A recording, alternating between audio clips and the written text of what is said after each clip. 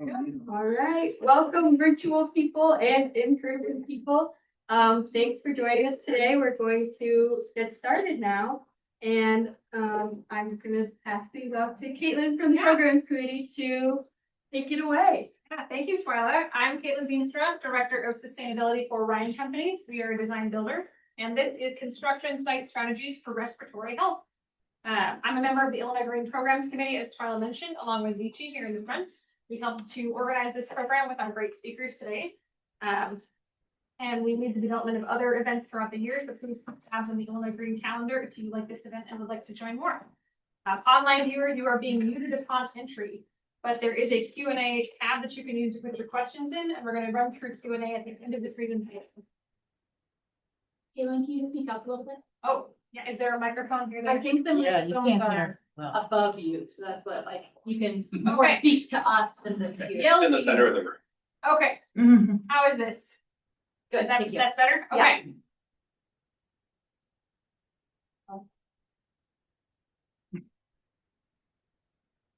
For those of you joining us for the first time, Illinois Green Alliance is a membership-driven nonprofit that advances sustainability in the built environment to ensure greener and healthier communities across the state. Their 2050 vision is to make net zero buildings feasible, affordable, and so commonplace that every building in the state is net zero by 2050. They accomplish this work through three key pillars: educating building professionals, advancing policy and removing barriers, and supporting buildings on the path to net zero. This webinar is approved for an AIA Health Safety Welfare credit. I'm not going to read the whole thing, but I'll pause here for those who need to grab the provider number for your recording. And then we have a QR code on the next slide that we can use as well. You can also self-report this CE hour for your lead or other green credential information, and there will be a follow-up email sent out for that as well. Everyone need the QR code in the room, grab it. All right. Here are our learning objectives for today. I'm not going to read these out in detail, but again, the goal of this is some takeaways on the importance of air quality health, the relationship that construction job sites have to it, and how we in the design build construction industry can positively influence and improve those conditions through our actions and our job sites. I'm not going to introduce our great speakers in detail. I'm going to let them introduce themselves. But today here we have representation from Patty Lloyd from Leopardo Construction, Brent Zoldowski from United Rentals, Inc., and our generous host for the in-person event, Rob Anderson from Respiratory Health Association. And I'm going to hand it over to Rob to get us started. Great. Thank you. Hi. Welcome, everybody. As she said, my name is Rob Anderson, and we are really honored to be able to be here and host today's discussion with IGA and our friends with Leopardo Construction and United Rentals. I'll let you guys know, for those of you here in the room, during the presentation day, if at any point you need to take a moment, use the restroom, you can go out the doors to the back of the room, take a left, and the restrooms are along the red painted wall anytime you need to use it. I'm curious, before we start the presentation, how many people here, I won't be able to see everybody that's online's answer, but how many in the room are already familiar with Respiratory Health Association? Used to be called the Lung Association. That's true. At one point, we were the Chicago chapter of the American Lung Association. And now we about 2006, was it? I'm looking at Brian. It was 2006. The RHA independently decided to move on our own again as Respiratory Health Association. We actually, though, have been around for 120 years now, predating ALA even.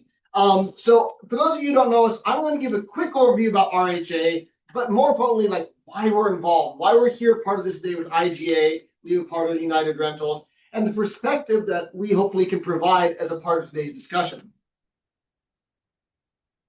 All right. RHA is actually one of Chicago's oldest leading public health organizations. As I said, this year we're celebrating our 120th anniversary protecting lung health for all of Chicago and Illinois. Our mission is to prevent lung disease, to fight for clean air, and to provide education, advocacy, resources, and support for people with respiratory lung challenges such as asthma, COPD, and lung cancer. So think of it this way, just like we all have two lungs that work together, RHA has two parts of our mission that work together to assist those with lung disease and to prevent the things that cause it. RHA participates with IGA in things like the Illinois Clean Jobs Coalition and its efforts to equitably reduce greenhouse gas emissions while improving the quality of life for all of Illinois. So we're all pulling in the same direction, trying to reduce pollution and reduce global warming. So why does this really matter, though, to our daily lives? Unfortunately, I bet we could look around this room and just about everybody here today, in person or those of you joining us virtually, probably can think of someone in your life that has a personal connection to lung disease. So take a moment, think about your friends, your family, your neighbors, the people that you care about. If it isn't you personally, maybe it's a child with asthma. Maybe you have an uncle who smoked and developed lung cancer, or a grandparent with COPD. So even before we go into eliminating pollution, the mission of RHA is something that touches just about every single person in our life, and in this room, someone in your life. In fact, lung cancer is still the #1 cause of cancer-related death in the entire United States. And of course, we're seeing a new fight in this next generation of lung disease with vapes targeted to youth and young adults, falsely marketed as healthy. And we can tell you, someone who vapes is 3.6 times more likely to become a smoker. So it is that gateway to lung disease and smoking as well. So let's start with something that we can all agree on, though. Really easy. Pollution is bad. Who here is a fan of pollution? Anybody like to breathe pollution? No, probably not. So it doesn't matter who you are. It doesn't matter if you're a male or female, Cubs fans, White Sox fans, Dodgers fans. It doesn't matter. We are all united in this. We don't like pollution. It is not good for us. We are all breathing. Virtually, participants, those of you in the room, think about it. You're breathing right now without even thinking about it. You cannot stop. And when there's pollution, there's no choice but to breathe it in. What is this pollution and where does it come from? It can be a lot of things. It can be VOCs, that's the volatile organic compounds, like, that's the gases from paint, cleaning supplies, glues. You hear a lot right now about, these designations of PM10 or PM2.5. Easy way to think about it. PM10 are those particles that are smaller than 10 micrometers. That's the dust and the smoke that gets into your airways and makes it harder to breathe. It can trigger asthma attacks, really make that a lot harder to get air. PM2.5 are those really fine particles. Those get past your airways and into your lungs and embed in your lungs and the air sacs and reach the bloodstream. So that's really dangerous. And you think about this, a lot of people associate this with smoking. I'll tell you, 30% of all lung cancer patients today never smoked. This is not just a smoking issue. This is pollution, this is air quality, this is other things that is causing lung disease that we're here to fight. So let's narrow this down a bit more, though. Here in Chicago, why is this important to those of us here in Chicago? It's applicable to everybody everywhere, but think about what made Chicago great. Chicago is great because we were this hub of the country, right? That center of the country, bringing in trains and transit and logistics from all over the country and send it back out to factories, this hub of transit and commerce. Those same things that made Chicago great also brings a lot of pollution. We're still that hub with O'Hare being this hub of airways in the U.S. Air quality has especially been a big topic though this last few summers. We've all heard the news the last few years where there are days that Chicago is rated the #1 worst air quality in the entire world. We like to be #1, but not in that. That is not something you want to win on. The greater Chicago area is ranked among the worst nationally for smog, and in the recent, you talk about ALA report, received an F grade for air pollution for smog, short-term particle pollution, and year-round particle pollution. This is that consistent exposure, day after day, that adds up over days and months and years and can damage your lungs. All right, that's the big picture. Specifically, why is that important to those of us here in the room today in our discussion? When you think about causes of pollution, construction activity as a whole is almost a quarter of the world's air pollution globally, with over 2 million diesel engines in use just here in the United States. Furthermore, construction equipment contributes 37% of all fine particle emissions in the US. Now, it's not just the equipment that accounts for it, but it's a disproportionate impact because you think of, passenger cars, you always say, well, passenger car is not even on the road, but 95% of the time, it's in a parking lot, it's in your garage, it's not even running. But this equipment is disproportionately impactful on our pollution because it operates for extended periods of time in close urban areas that are right next to where people live and work. But here's the thing, I'm not telling you this today to be negative. I know this is bad news, but it's not all bad because this means we can identify the problem and make a difference and do something about it. Because if you can change something that's one of the major drivers, you can make a bigger impact. Even more personally, how does this relate to people on the job site? We all know that safety is a priority, but this is about the long-term effects. You know, if you're on the job site and a bar falls on your arm, you know it's broken right away and you go to the hospital. But if you're working on that job site that has this consistent emission day after day that's slowly seeping into your lungs, and you realize you wake up 30 years later and you have COPD, when did that happen? It's that cumulative effect that we have to do something about. Our work, though, here at RHA, I think is also a very big social justice issue. RHA partnered the other year with the University of Chicago's Center for Data Science for a study that, I'll go back here, that shows that rates of asthma and COPD are multiple times higher for people living along high volume bus and truck routes. So you think of the people that live near those, it's disproportionately disadvantaged and minority communities. And if any of us, you're on your way here and you're driving, you're behind a bus that's spewing out pollution, you change lanes. You don't want to be behind it, right? You want to get out of the way. But if you live alongside these routes, if you're there day in, day out, you cannot get away. It is that every 5 minutes, that bus going down the street or that construction site next to you where you live, that is your home. You don't go somewhere else. That consistent exposure is dangerous. How does this also play into social justice? You think about it where we found that Black children with asthma in Chicago 4 times more likely to go to the emergency room than white children. How is this generationally dangerous? Because when a child goes to the emergency room with an asthma incident, 1, they're missing school. They're missing out on education. 2, their parents have to leave work. So they're missing out on the pay. There's a loss of income from that because they have to go to the emergency room. And of course, there's long-term bills that come of it. So this is another example of why this is an important social justice issue as well. So coming back to those of us here in the room and why we really appreciate the chance to be here today, we see the increased job site respiratory risks. What does it mean in practice? These aren't things to scare you, though. This is one to lay the groundwork why it matters and how we can make a difference. All the bad news is something that we can turn and use as motivation to make a difference and make a dent and make a big impact to make it better. Because you think of your vision of the future. Is it one with a lot of smog or is it one with blue skies and clean air? Which one do we want to choose? And our partners here are going to help us explain how to get there. All right, Patty, you're up.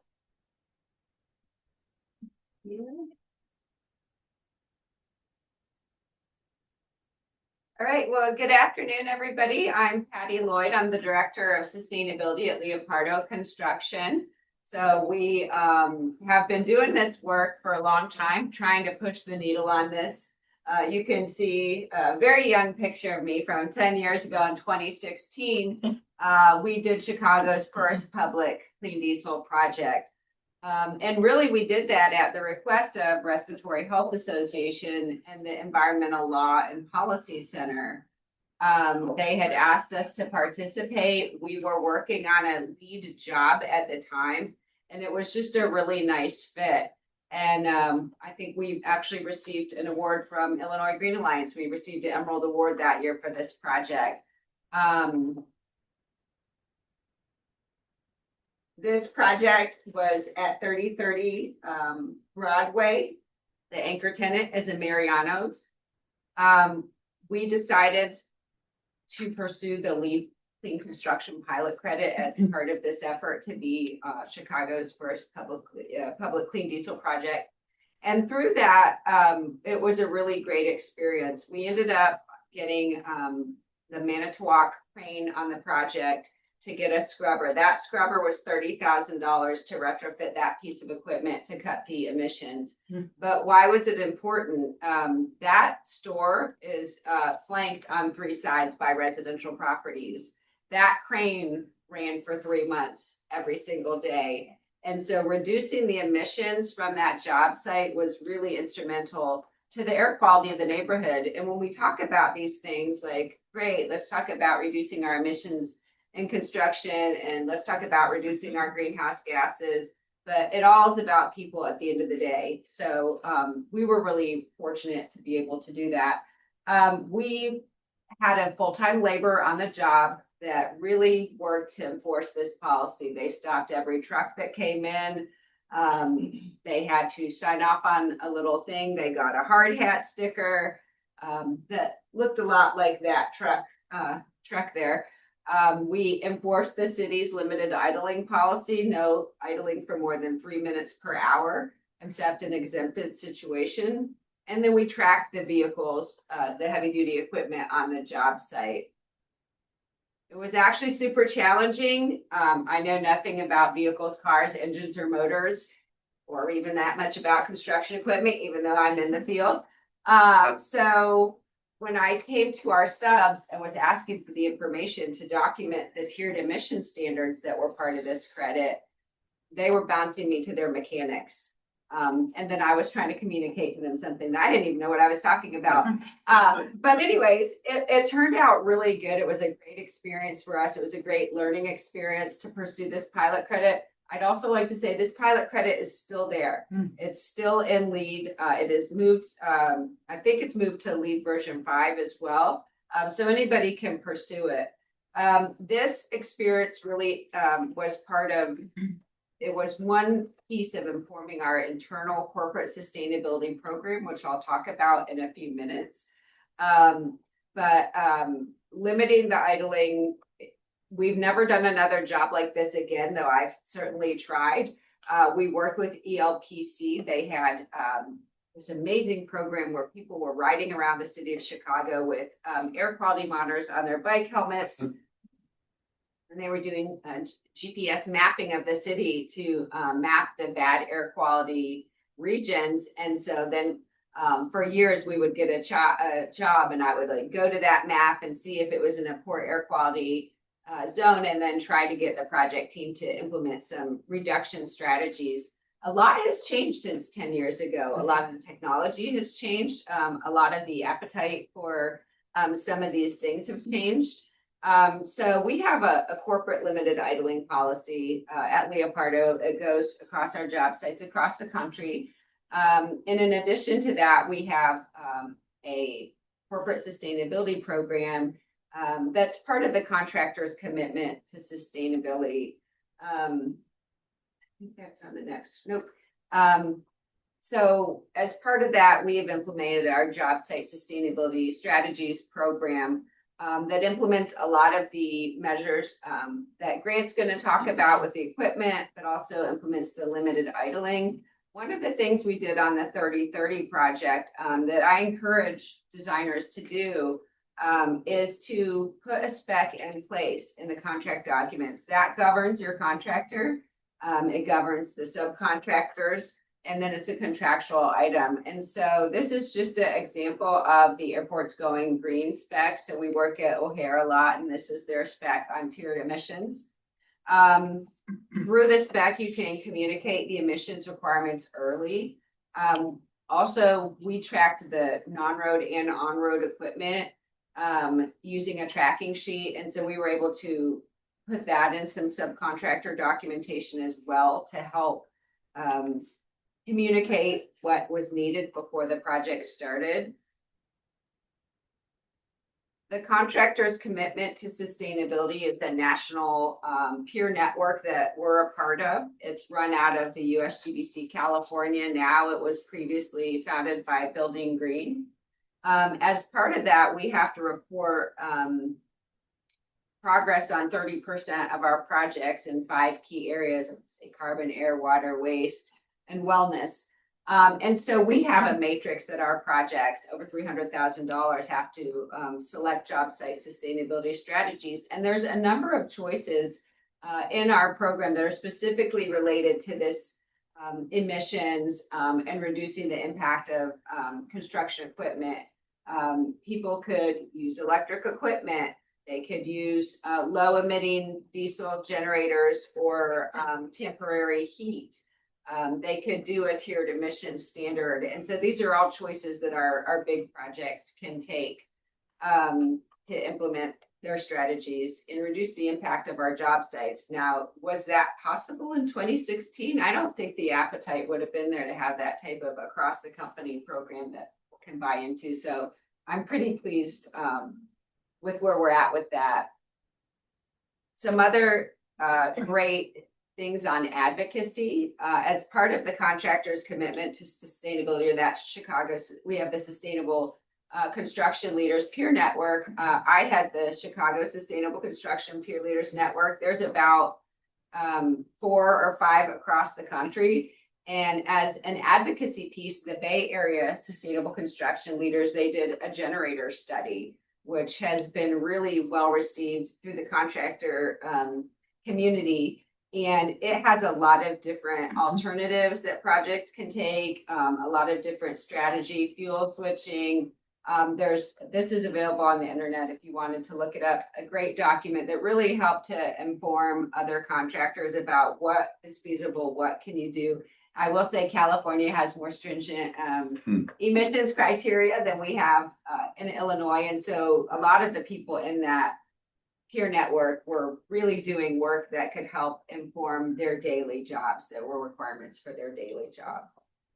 But on the advocacy part, I think in about 2022, our Chicago Sustainable Construction Leaders Group knew that the city of Chicago was going to be updating the Sustainable Development Policy. And we had a lot to say about that. And we met as a group and we wrote a letter to the city with 5 bullet points of improvements that we would like to see. Caitlin's part of it as part of the city of Chicago's new development policy. And this was one of the things that they implemented in the development policy is this clean construction, cleaner construction equipment choice. So projects that have to do the policy, those that take the a la carte menu can choose this avenue to achieve their requirements. So that was a big win for us. And it's a big, it's a big win for advocacy as well. So we were really pleased to be a part of that.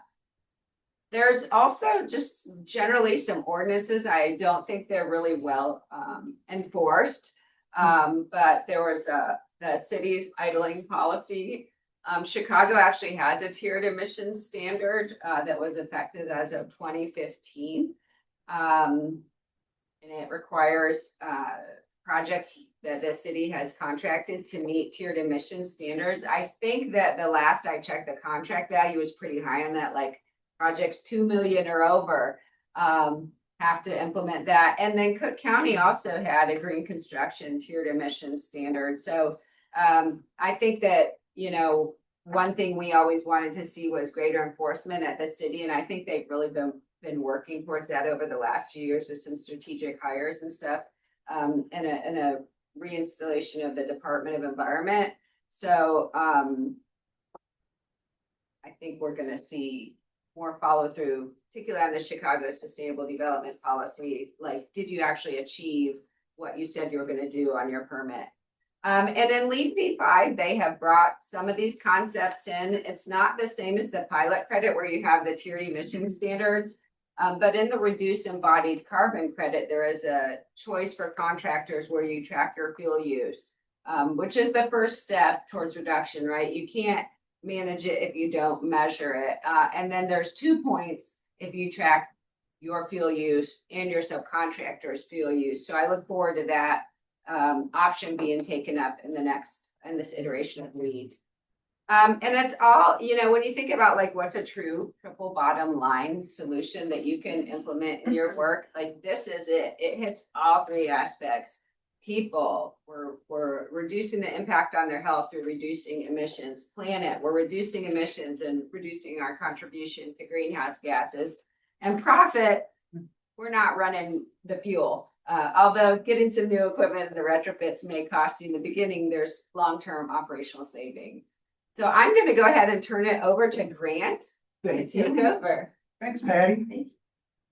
So Grant Soldowski, I do the environmental and sustainability work for United Rentals. So I'm not sure if you guys are familiar with United Rentals, but United Rentals is a large equipment rental company. We have different divisions within our company. We have a power group, we have a fluid solutions group, we have general rentals, we have portable toilet business, we have a tools division, we have quite a bit. So we have, bottom line is a big breadth, right? We're in North America, we're in Europe, we're in Australia, we're in New Zealand. So I head up everything environmental for the company. So when Patty's talking about California, I gotta be careful. California's job security in my, right? So, a little bit about myself, environmental engineer, grew up in the Chicago area, did hazardous waste remediation sites here in the Chicago area, moved to United Rentals and now run that group and that division over there. So the first thing I want to talk about a little bit is where we're at. I've been talking a lot about the tiered emissions, right? What does that mean? Anyone here familiar with tiered emissions with diesel equipment? Okay, we got a couple, more than I expected, so that's good. That's good. So when we're talking about tiered emissions, we're talking about non-road engines. That's exactly what we're talking about. And so if you think about non-road engines and the emissions behind it, right? It started from uncontrolled emissions, tier 0. And then the US EPA said we need to start controlling these emissions. And they started to phase in standards that the engine manufacturers had to cover, right? So we got tier 0, tier 1, tier 2, tier 3. What does all these mean? And so each one of them had different horsepower ratings based on your engine model year. And so what I wanted everybody to get out of this is that we're down here, right? We're down here. We're at 2025, right? And so really what that means is that tier 4, final tier 4 has been in place since 2015. And so that means we've had easily 10, 11 years of having final emission tier 4 engines, diesel engines within the construction industry. So what does that mean from a rental or an ownership perspective? For a rental company, what we do is we flip out our equipment. We flip it out maybe every 5, 6, 7 years, right? Something to that. It's called average age of our equipment. And so our fleet tends to be cleaner because we have that constant evolution of our equipment. From an ownership perspective, people tend to own their equipment a little bit longer, so you get a little bit longer time, right? A little duct tape, little super glue, things like that, right? And so when we're talking about tiers, that's what we're talking about. Now we can get into some of the geek specifics behind it on which each one did. But bottom line is, from a respiratory health perspective and from an emissions perspective, we're looking at controlling particulate matter, which Rob talked about, which is that PM 2.5, the diesel particulates that are cancer causing that get into your lungs. And then we're also talking about NOx, right? Nitrous oxides, which creates ozone, things like that. And that also has detriment to your health. So that's currently what we're at. Does that make sense? Any questions behind it? All good? All right, dig it. So now we kind of look at future state. Where can we potentially go as we move forward? So as I think about it, right, what is maybe the easiest way that we can look at this? So the first thing I look at is data, right? We're in the technology world. We wanted to look at data first. It's probably the easiest thing we can grab and look at. And so one thing that we've done is that, and what other companies are doing, not just United Rentals, but others, is that we're trying to get more data intensive and what can we provide to the end user to help understand our emissions on a job site. Now, a lot of this, I'll be frank with you, a lot of this was from a greenhouse gas perspective, carbon reduction, things like that. But anytime you talk about greenhouse gas emissions, you can also talk about any type of the source pollutants that come off of the emissions from engines and things like that. So when we look at our emissions and our emission profile and how can we help our customers or how can we help the end user, we look at it from a strategy perspective. And so really trying to give that visualization of what are my biggest job emitters or my biggest equipment emissions on a job site and what can I tackle first and what has the potential benefit as we take a look at it, right? So perfect example, right? You have aerial equipment on a job site and you have a generator. You got 13 pieces of aerial equipment on a job site, you got one generator. Which one has more emissions? Well, you can't look at numbers, right? Aerial equipment goes up, do your work, comes down. Generator, 24/7, it's running forever, right? And so really we wanted to give an idea of what can we put an order of magnitude to those emissions so that we can completely understand what that equipment's doing on the job site. So really this kind of forms the basis of maybe identifying a strategy on your job site and really identifying what are the biggest emitters. That way you can identify what's the biggest fruit that you want to go after, and is there an option to go after that equipment and be able to equipment switch it, change it out, whatever that might be, reduce the time, however that might be, but it gives you a little bit of an idea of how to track your roadmap as you move forward on a job site. There's different ways you can take a look at it within our platform, and probably other platforms, but you can look at it from a job site perspective over time. And this is for rental periods, right? So it's really tied to hours used on that equipment. So it's actual real data from telematics on the equipment that's provided back into this. Now, I will say that the emissions are estimated, right? A little bit of, I don't want to say fuzzy math, but there's a little bit of assumptions that go about it. The idea here is the concept is order of magnitude, what's the generalization behind it, and not necessarily exact numbers. Any questions behind that? Does it kind of make sense? Okay, so that's kind of the way I look at it just from a first step perspective. I'm really trying to understand the emissions on the job site. How can I lower them? Where can I go from a low or zero emission standpoint as we move forward? So now we think about, okay, what are the actual activities I can do to move forward on reducing the emissions on a job site? Right? Sustainability 101. Efficiency, efficiency, efficiency, efficiency, right? Patty talked about idling, right? How can we reduce idling on a job site? How can we reduce fuel usage on a job site? So one thing that, there's a technology that we use, and it's called Wedge. But bottom line is, it's a programmable thermostat, right? If you go to a job site, you have heaters, you're trying to cure concrete, things like that. What's the standard practice? Turn it on, blow and go. Right? Let's get it up to 90 degrees, 100 degrees, and get out the sunscreen, right? So what we want to do is get smarter on the job sites, right? How can we take the technology that everybody's using and use it on job sites? And this is one of those ways that we can do it. And it really comes down to just being a programmable thermostat. Now, it all sounds good, but you always want to look at the details behind it, right? So what's the case study? Have we analyzed it? Is there actually savings behind it? So the answer is yes, right? And probably not too shocking, right? If you're not running at 90 degrees and your set point's at 65 degrees, you're going to save a ton of fuel, which is going to be a ton of emissions. Whether those emissions are from natural gas, propane, diesel, they all have emissions. They all have health impacts to that local community, right? And then on top of it, right, the elephant in the room, you're going to save money. All right, I'm in, right? And so this is just one example of there was an 80% reduction on emissions if we looked at the way the standard practice was before, right? Now, it's always very difficult to do an analysis on something that's running and something that doesn't run.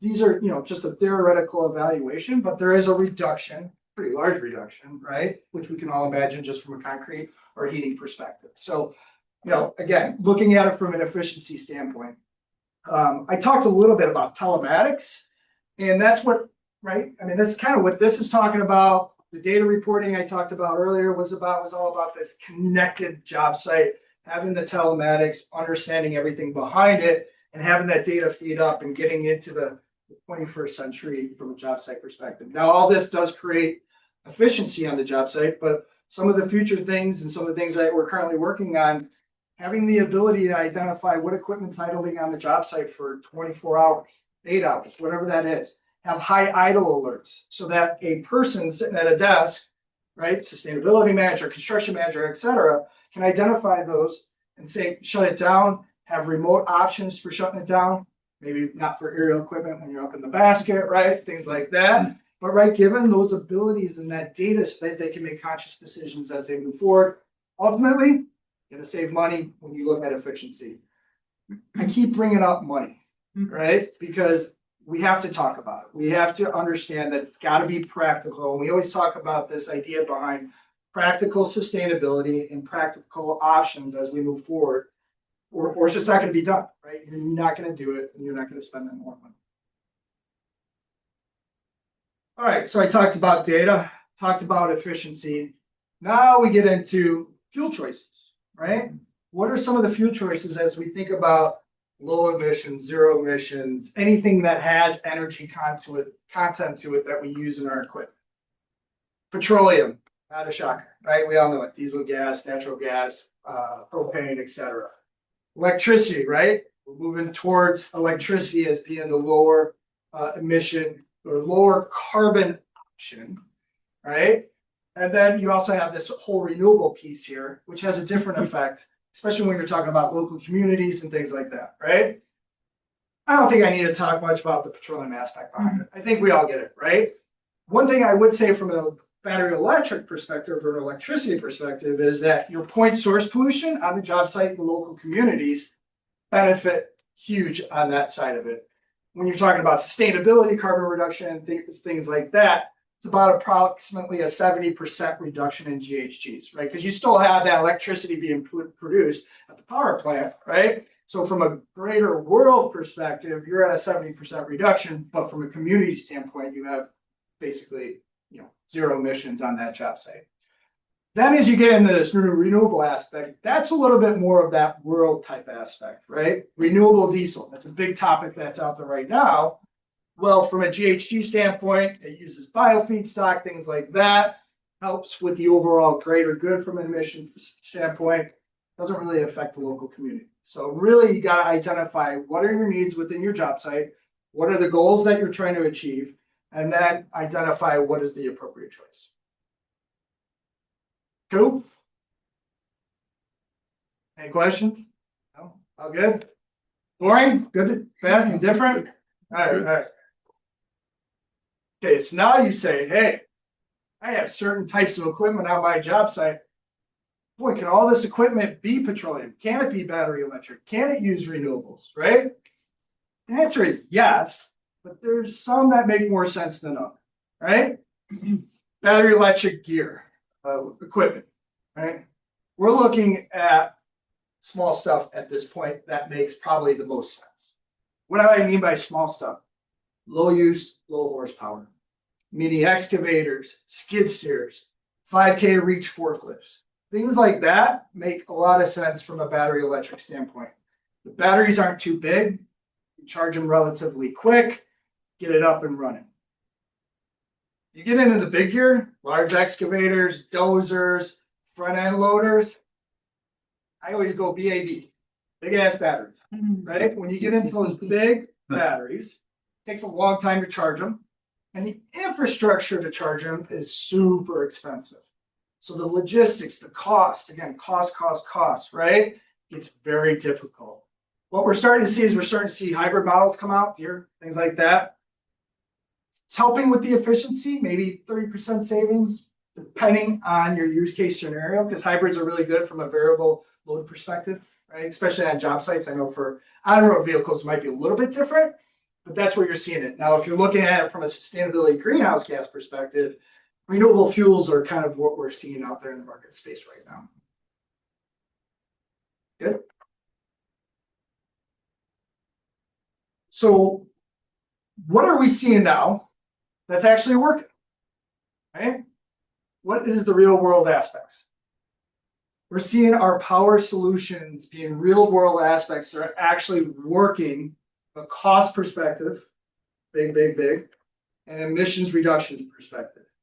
Now, why are we seeing that? Well, we're using less fuel, which means we got less emissions. So those fuel savings help benefit in offsetting the additional cost for this type of equipment. There's two types, right? You have standalone batteries. They could be big, they could be small, whatever they might be, typically tied to a traditional diesel fuel generator, right? They have controls, they talk to each other. When that battery starts going down, generator kicks on, operates at maximum efficiency, charges that thing back up, shuts down, right? These applications make a lot of sense from a variable load perspective. What do I mean by that? Job site trailers, bang, hit it out of the park, save tons of money, tons of emission savings, right? You're not getting that spewing in your local communities from a respiratory health perspective, right? The other type of product that are out there is these all-in-ones too. Bottom line is they operate the same, but when you get someone that's been a construction manager for a long time, maybe set in their ways, this might be a little bit easier for them to handle than having a battery and a generator and go, oh, this is too complicated, right? So those are just some ideas and things behind it. We're constantly seeing new technology, new market. This is Anna product. We're seeing others that are coming out there and putting them out there. These are hot right now, very hot, because like I said, cost savings are there. It makes sense. It's easy. Now, again, come back to case studies, right? Is this real? Is this reality? It is real. It is reality. This particular case study, I should mention, we do have these case studies. I throw up these, nice little graphs that say, yeah, we're the best, hooray, right? They are on unitedrentals.com. We do have them out there so you can actually read the paper if people are interested. And if you don't believe me, cool with that, go out there and check it for yourself. But this is where we're seeing the savings, right? So the big thing here, right? Fuel. I mean, that's where you're going to get your biggest saving. That's what makes these most sense because batteries are expensive. They're expensive to rent, but we got to look at it from a total cost of rental perspective over that time period. That's where you're going to get those savings. Any questions on any of that technology or anything from that side? Kind of making sense a little bit? Yeah. All right, cool. And then we get into some of the other options that we're seeing. And this kind of fits to what I was talking about. We're seeing like the low horsepower, right? Low use type things, kind of the smaller things that we're starting to see out there, right? Just because the cost to buy them isn't as much because the batteries are a little bit smaller. Makes a little bit more sense, right? We do have fleets. We do have Ford Lightnings within our fleet. I think we got about 250 of them, things like that. You're going to say warehouse forklifts. Oh, yeah, they've always been out there. What we're seeing is lithium-ion technology come out, right? Faster charges, better duty cycles, et cetera, right? So we're seeing that technology go through even for stuff that's already been electric in the past. I think this one, the telehandlers, the 5K telehandlers, I think that has a huge application. And I think that could be the potential breakout in the next one from a material handling perspective. Being very conscious about the cost behind it. Light towers, solar. Solar is a tough one. We could talk all day about it, but I see we're at quarter two, and I'm gonna watch myself a little bit. So. All right, cool. So now that we think about, oh yeah, I want to do battery electric on a job site. Sounds really nice until you don't have any power, right? Where's my fuel tank, right?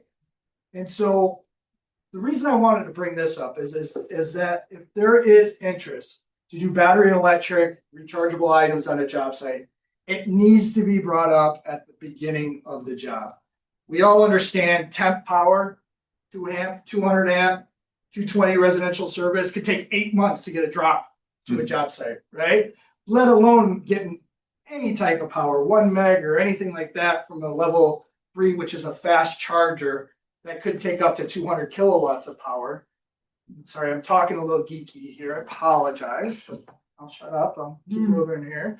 But anyways, bottom line is identify how many chargers you have on a job site. That will identify what kind of power needs you're going to need on the job site and really understanding the capabilities and the power feeds that you might need. Why don't we just drop a diesel generator on a job site to charge an electric piece of equipment? Right?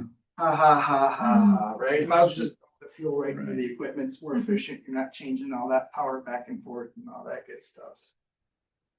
The other thing I want to mention too is that chargers are stationary. You have a large job site, half-mile, mile, got a dead ahead to the charger. Are there opportunities to do some type of mobile charging? Right. At that point, you need a VAB. Big to move it around and put it and charge that thing back up, right? So the other thing that we got to make sure we understand is duty cycles, charge cycles, job site operations, right? You got a double shift. This thing's rated for an 8-hour job. We got a problem. We got to make sure that we can charge that thing up within 30 minutes, get the power back in there, get that thing back up and running. Are we using that thing hard? Are we using it light? How much is that going to degrade the battery? Are we going to need to fill it quicker? Right, so all those things need to be taken into consideration as you're thinking about battery electric and low zero emission options. It's a big one. I go back to the equipment works, right? This equipment works. I go back to logistics. This is a huge logistics exercise that's very hard to solve for, especially on construction sites. Going back to the battery, one of the use case scenarios that we found to be very advantageous was crane towers. They're electric. Typically run for 15 minutes, sit for 45 minutes. We hooked up a 500 kilowatt battery to one of those tower cranes. Typically, that would have a diesel generator sitting there idling for 15 hours. That battery took care of the load. All that thing had to do was turn on, charge that thing back up in an hour or two, good to go. So it was a huge savings on that side of it. So that's just one application. But the reason I bring that up is you really have to understand the application behind it to make sure that's going to make sense. If you have a static load, okay, you're going to be basically running the diesel generator to run it through the battery to get the power out. You might as well just use the generator direct. Just trying to throw out some considerations as we look at low and zero emission equipment, because the idea here is to be successful and not to have the pain in the ass factor at the job site, right? And we need to think about this stuff up front. So where is the future going? So that's one thing that we do is we try to keep up on all the new technologies that are out there. Hydrogen's a big talk. We have 7 hydrogen fuel generators in our fleet. They were very expensive. They put out about 80 kilowatts, and they're not being rented. They're paperweights at this point. It gave us a lot of valuable lessons behind it. So bottom line is the generator works, right? Works great. The only emissions behind it are heat and water, and you're getting 80 kilowatts. That's just with the input of hydrogen. Problem with hydrogen, very expensive. Kilogram of hydrogen has the same content approximately as a gallon of diesel. It's a gallon diesel running at 4, 5, 6, who knows today, right? It's probably going up, right? Kilogram of hydrogen is running around $8 a kilogram, right? That's for brown hydrogen off of natural gas wells. You go to green hydrogen, $32, $35 a kilogram, right? So we're talking a very expensive piece of machinery to get power out. And then you throw in the fire marshal, you throw in the safety people, you're getting to blow everybody up. It just becomes a headache, right? So there are 2 types of technology, the fuel cell, and then we also have an OEM we work with, the original equipment manufacturer we work with, that's doing combustion hydrogen. So basically an internal combustion engine, and they're pumping hydrogen into there. The engine's cheaper than the fuel cell, but the efficiency is way down, just from heat, thermal, all that good stuff. Hybrid big gear, I kind of mentioned that a little bit. It's kind of going here and there. The price difference to regular gear isn't too bad, maybe a 20% upcharge, but you know, it's getting there. You're just not seeing the huge efficiency or the huge gains on that side of it. Solar is tough. It's very tough. We are looking at different applications though, like what you see down here in this nice blurry picture. Apologize on that. It's a little bit of an innovative thought behind it, right? Solar, 17 kilowatts, pretty good array. We run the job site trailers, potential there. We're testing it. We're looking at different options and different solutions as we move forward. You know, this is the propaganda photo. Is that the right term? I don't know if it is or not, but this is the hydrogen fuel generator charging the lightning. It costs $1,000 to charge it. That's what yeah, just trying to be real here. Just trying to be real. And then, I mean, some other innovative fringe stuff that we're seeing, right? Ethanol. Ethanol is a renewable fuel. It ain't the greatest, right? But it is a renewable fuel if you look at it from a bio-based perspective. You know, takes a lot of petroleum to make it, fertilizers, all that good stuff. But anyways, there are companies, it's just an idea to understand that people are looking at different ways to use it. Ethanol is typically spark ignition, just like a gasoline car. This particular company is looking at ethanol from a compression perspective, so it would operate very similar to a diesel engine from a load and torque perspective. Just kind of innovative stuff, looking at it. All right, so what's the key takeaways? The way I look at it is, number one, look at the data, look at what you got, look at what your emissions are, identify any low-hanging fruit, right? The second thing, efficiency. Identify what you can look at from an efficiency perspective, whether that be reducing idle, smart programmable thermostats, whether that be in the office trailer or more grandiose. And And then I would say probably the biggest one is logistics. Really have to understand where you're gonna get the power from, how you're gonna store it, how you're gonna get it back into the equipment if you're gonna look at battery electric. Patty, I'm gonna need your help on this one. Right? So just from diesel emission facts, I know that we wanted to include this, but I think that's some nice stuff. Would you like to talk to it or? Yeah, do Yeah, I need to come yeah. up by the microphone? I think it's through is it through the whole place? The microphone. Yeah, it's through the whole place. Oh, okay. Yeah, All right, so we put these together because when we started introducing the ideas of like reducing diesel or reducing emissions, we got a lot, particularly with idling, we got a lot of old wives' tales thrown at us and myths. And so we felt the need to put some facts together. So tier 4 engines can reduce nitrogen oxide and PM emissions by up to 90% compared to tier 1. Wow. And looking at the table Grant showed, you might think, well, there's no tier 1 equipment out there. I'm going to tell you, we got some people that got some old equipment. Chicago, right? Everybody knows. The job sites with the clunker, yeah. Right, Chicago's an ownership market for the most part, right? I mean, I think it's slowly transitioning to rental. I mean, when I worked there in 2005, 2000, I mean, I ever said Duct tape, yeah. duct tape and That's it, super glue, yeah. right? Yeah. Gorilla glue. Dirty job, we literally told ourselves, leave your old equipment at home and bring your new equipment. You're automatically going to reduce your emissions. Tier 4 has a 5% greater fuel efficiency than tier 3. Other benefits you might see are increased engine performance, extended equipment lifespan, and lower operating costs.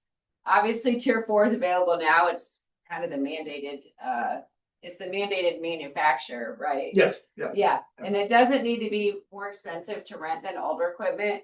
And then obviously retrofitting a old equipment with a filter is less expensive than an equipment replacement. I would probably argue that the emission reduction is better with a new than a retrofitted, but the retrofit's a good solution. Yeah, retrofits get tough. They have to be paired to the appropriate engine. We're actually not seeing a lot of that in the marketplace anymore because to your point, right, tier 4 is readily available, even in the used market, right? Because if we look, tier 4 was coming out 10, 11 years ago. The one thing I did want, you kind of made me remember something, and that was the rental model, right? The other thing I want to say is like, try before you buy. Right? Let us take the hit on the cost of it, but it gives the opportunity to kind of take a look and say, how's this going to work? Is this going to work in my fleet? So, you know, it's just something to think about. Sorry. Is that good? Yeah, I think we're good here. Is there All right, another should we one? go to another one? And I think this one Rob is a part of, but health improvement outcomes, switching to tier 4 equipment is equivalent to removing 1,500 cars from the road annually. So it's definitely impactful. One older bulldozer may emit as much PM and NOx in 1 year as 20 to 30 modern tier 4 machines combined. So getting those old ones off your job site's a big deal. Limiting idling eliminates hotspots of pollution from a cluster of multiple machines idling. There's also like another health and safety thing with that. Like when you limit idling, your job site is quieter, and so it's automatically safer. Rob, you had. Yeah, a pair of things to add in here. When you think about that hotspot of pollution from the cluster, there's a lot of awareness of the danger of, coal-fired power plants. And I know Brian, RHA has been involved many times for years to try and, get those to stop. But a job site can have the equivalent kind of emissions because you're just constantly running and producing there. And Brian, you gave me a really interesting way to think about it last week. I wanted to share is, think of it this way. Over time, the traditional equipment is just going to get dirtier. It's going to run less efficiently. You're going to keep putting gas in it. It just gets dirtier and dirtier over time. Clean equipment gets cleaner over time because you think of the sources to power it as we get moved more and more towards renewable electric sources away from coal and gasoline. We're actually going to be making that equipment cleaner over time as opposed to dirtier. So it's the kind of long-term effect you can continue to contribute to. Yeah, I think it's just to add on a little bit. I think exactly what you're talking about. It's this ambition towards decarbonization, right? So when you have that decarbonization, you also affect any of the harmful pollutants that affect the lungs and the body and the people, right? So it's this idea behind decarbonization and moving it forward for sure. Do we have any more slides? Or are we at the Q&A part? Yeah. It's our contact information if anyone wants to take a picture or get a hold of us. And I think, are you monitoring the Q&A? Monitoring, I just checked. I don't think we have a lot in the chat, so the floor and the order scopes in the room if you guys want to offer the first questions. Yes. This was fantastic. I do work sometimes in coal communities in other states, which don't have the same psychological starting point, or the same like concession that some of these things are important. They're coming more from a place of like, well, I have the coal plant in my community. It's generational. It's more of a pride, right? And I'm curious, particularly on United Rentals, because you all are everywhere. How do you message these kind of things in like a Montana or a South Dakota, where there's different feelings about like, no, NOx is fine. You're getting in the way of economic development. In a way of perspective. Yeah, I think there's maybe probably two parts to that and the way I would probably answer it. So I guess we have to look at it from internally, how does United Rentals handle its emissions, reduction emissions? And then we also have to look at it from a customer perspective. What's the customer asking for? From a United Rentals internal perspective of reducing our GHGs, which in turn reduces our emissions, right? It's corporate health. We do it at an enterprise level, whether that's through the purchase of renewable energy credits or that's putting in solar or doing lighting retrofits, et cetera. When we look at it from a customer standpoint, really at that point, it comes down to the customer demand, right? What are we seeing from a customer is we're seeing the large GCs, right, caring about it.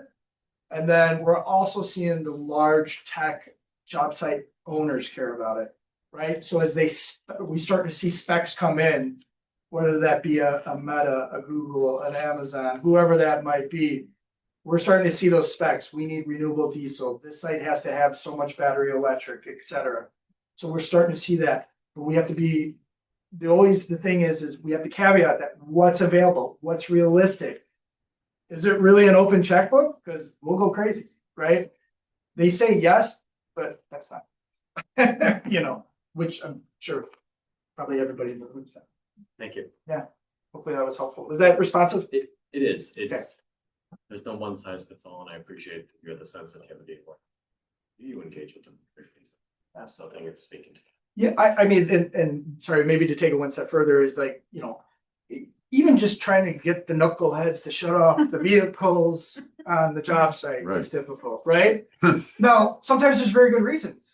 It's cold, man. It's cold. It's working for you can't. And then there's different options you can do there. Instead of running the whole engine, they have little cab heaters that you can run off that's pulling off the diesel tank, right? So you just, to your point, got to be sensitive, got to be creative. You got to see what makes sense. Hey, you camp? Well, put a little camper stove. You know what I mean? Like, safety people would probably kill me.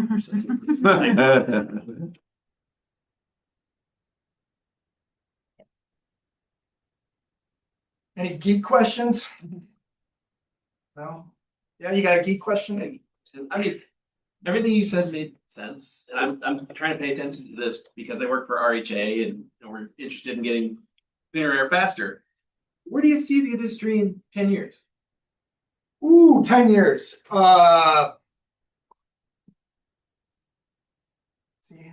Thinking. Of course, I'm going to qualify and say, God, a lot of things happen. Are going to have to happen, right?